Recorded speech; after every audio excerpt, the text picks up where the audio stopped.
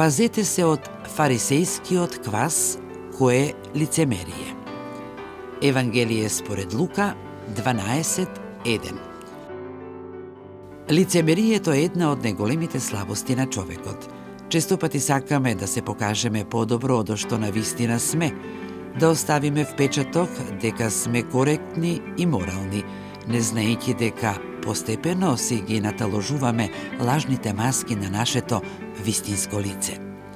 Според овие библиски зборови, лицемерието е како квас, кој полека расте и се шири, опфаќајќи ја се вкупната личност на човекот.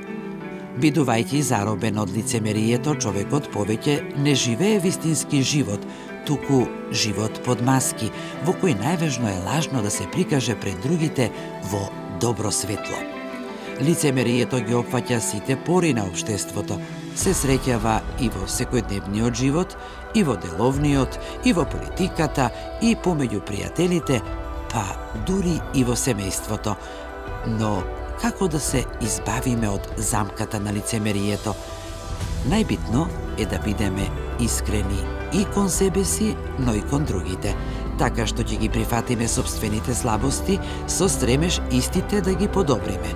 Како што вели Брене Браун, искреноста не е само клуч за односите со другите, туку и за односот што го имаме со самите себе си. Пазете се од фарисејскиот квас, кој е лицемерие. Евангелие според Лука 12:1.